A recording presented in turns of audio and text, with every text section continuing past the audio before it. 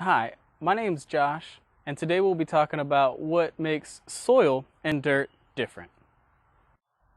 Alright, so here we have a patch of what is basically dead soil, and you can tell it's dead because nothing's growing in it. And if you look at this soil all around us, you have grass and weeds and other things trying to grow up through it. That soil probably is better than this soil. So we're going to take a look at our dead soil and see what it's made of. As you could tell, the dead soil is going to be really hard to dig through.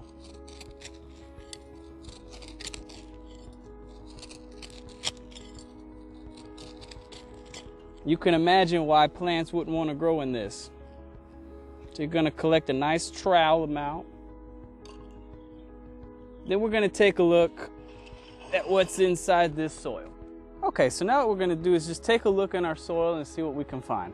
So you have these really big clumps here. Just go ahead and break those up. Want nice fine bits of soil. Just break it up as best you can. Maybe take a trowel and crush it. It's probably the quickest way. Okay, once you have a nice little pad of crushed up soil, you can go ahead and start looking at the components of it. So things like this, the plant matter, that was probably just sitting on top. It's not decomposed or anything. So you can just sort of put that to the side. Looking through it though, there's other types of plant matter. Like this right here, that is actually a piece of root, probably an old root from back when the soil could sustain life. It is now very dead, but it's a part of the makeup of the soil. And if we keep shifting around, looking for evidence, you can see that there's not really much to find. We're not finding really big rocks. We're not finding anything alive, no bugs, no worms, insects, things like that. We're just getting a lot of dry, hard soil and very old, dead plant remnants. So what we would probably classify this as is not so much soil, but dirt, because this is not going to sustain life. Nothing's really going to be able to grow in here because it's missing many of the important things that soil has.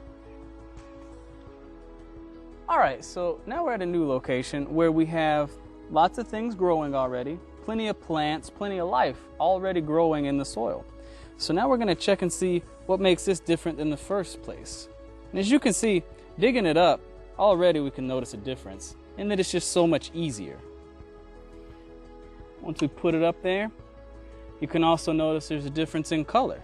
Our original spot was pretty red, very, very firm and packed. Here we have kind of a nice dark brown or light brown and not very packed in. Most of these we'll be able to break up with our hand. And you can't feel it, but I can feel it. This is very moist, so it has a lot of moisture. There are plants growing in it, so that's a plant that's very much alive, growing in the soil. Now we're just going to do what we did before. Crush it up and see what other neat things we can find in here.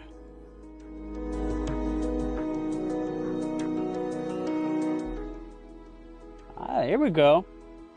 So here, you don't necessarily want to touch it with your hands, but here you can see that we've got a nice worm crawling around in there.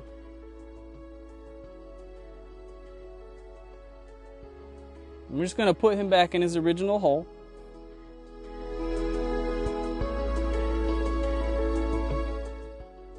Okay, so another difference is just going to be overall that we just have so much worked in here. We have a lot of plant matter, so sticks, roots, stems, all in pretty good shape, all still alive. We have green living things like that very tiny little moss. And plenty of life. As you can see, on accident, we discovered yet another worm. That's 2 worms just in this one trowel. The soil is nice and dark. It's moist. It's supporting life, has plenty of living things in it. So now that we've had a chance to look at 2 different soil samples throughout our yard, we know that the main differences between dirt and soil are really just revolving around life. Soil is going to have bacteria, fungi, and other microbes, as well as living insects, bugs, and other animals helping move the soil around. It's also going to have water.